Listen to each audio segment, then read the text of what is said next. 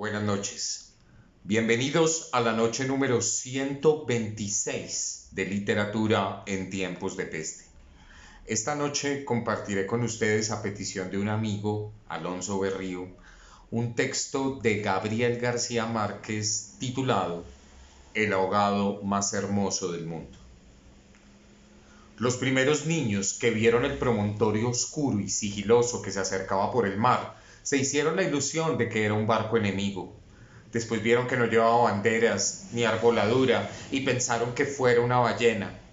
Pero cuando se quedó varado en la playa, le quitaron los matorrales de sargazos, los filamentos de medusas y los restos de cardúmenes y naufragios que llevaba encima, y solo entonces descubrieron que era un ahogado. Habían jugado con él toda la tarde, enterrándolo y desenterrándolo en la arena, cuando alguien los vio por casualidad y vio la voz de alarma en el pueblo. Los hombres que lo cargaron hasta la casa más próxima notaron que pesaba más que todos los muertos conocidos, casi tanto como un caballo, y se dijeron que tal vez había estado demasiado tiempo a la deriva y el agua se le había metido adentro de los huesos. Cuando lo tendieron en el suelo, vieron que había sido mucho más grande que todos los hombres, pues apenas si cabía en la casa, pero pensaron que tal vez la facultad de seguir creciendo después de la muerte estaba en la naturaleza de ciertos ahogados. Tenía el olor del mar y solo la forma permitía suponer que era el cadáver de un ser humano, y porque su piel estaba revestida de una coraza de rémora y lodo. No tuvieron que limpiarle la cara para saber que era un muerto ajeno. El pueblo tenía apenas unas 20 casas de tablas, con patios de piedras, sin flores desperdigadas en el extremo de un cabo desértico. La tierra era tan escasa que las madres andaban siempre con el temor de que el viento se llevara a los hijos. Y a los pocos muertos que les iban causando los años tenían que tirarlos en los acantilados.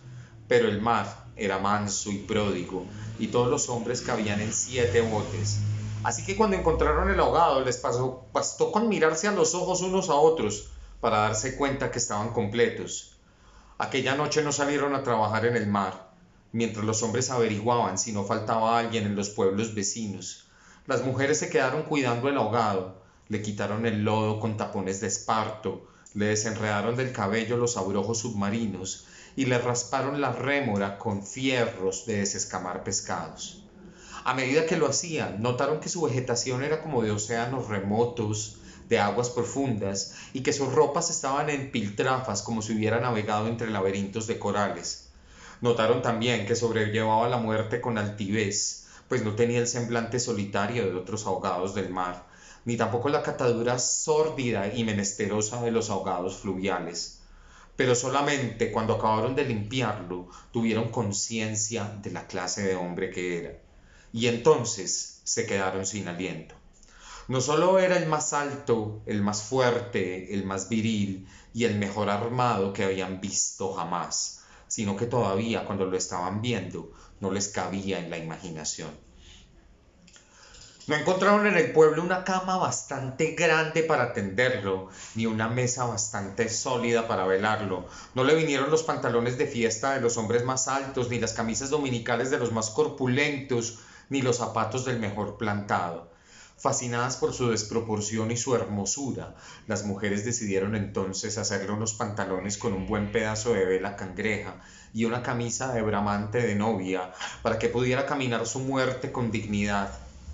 Mientras cosían sentadas en círculo contemplando el cadáver entre puntada y puntada, les parecía que el viento no había sido nunca tan tenaz, ni el Caribe había estado nunca tan ansioso como aquella noche, y suponían que esos cambios tenían que ver con el muerto.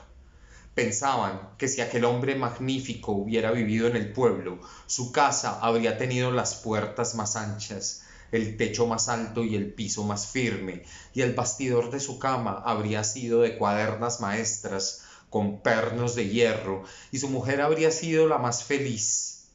Pensaban que habría tenido tanta autoridad que hubiera sacado los peces del mar con solo llamarlos por sus nombres, y habría puesto tanto empeño en el trabajo que habría hecho brotar manantiales de entre las piedras más áridas, y hubiera podido sembrar flores en los acantilados.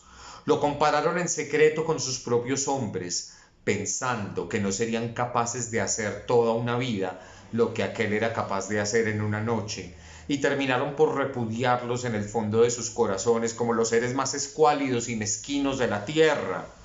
Andaban extraviadas por esos dédalos de fantasía, y cuando la más vieja de las mujeres, que por ser la más vieja había contemplado al ahogado con menos pasión que compasión, suspiró: tiene cara de llamarse Esteban.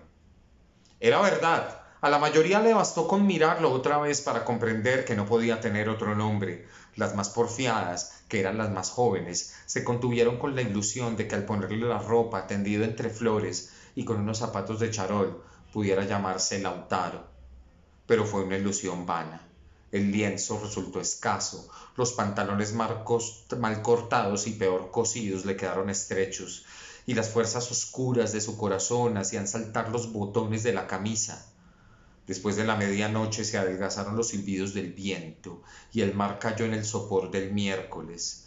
El silencio acabó con las últimas dudas. Era Esteban. Las mujeres lo habían vestido, las que lo habían peinado, las que le habían cortado las uñas y raspado la barba, no pudieron reprimir un estremecimiento de compasión cuando tuvieron que resignarse a dejarlo tirado por los suelos. Fue entonces cuando comprendieron cuánto debió haber sido de infeliz con aquel cuerpo descomunal, si hasta después de muerto le estorbaba. Lo vieron condenado en vida a pasar por medio de las puertas, a descalabrarse con los travesaños, a permanecer de pie en las visitas sin saber qué hacer con sus tiernas y rosadas manos de buey de mar, mientras la dueña de la casa buscaba la silla más resistente y le suplicaba muerta de miedo: siéntese aquí, Esteban, hágame el favor. Y él recostado contra las paredes sonriendo: no se preocupe, señora, aquí estoy bien, con los talones en carne viva y las espaldas escaldadas de tanto repetir lo mismo en todas las visitas. No se preocupe, señora, así estoy bien, para solo no pasar la vergüenza de desbaratar la silla, y acaso haber sabido que quienes le decían no te vayas, Esteban, espérate a que hierva el café, eran los mismos que después murmuraban: ya se fue el bobo grande, qué bueno, ya se fue el tonto hermoso.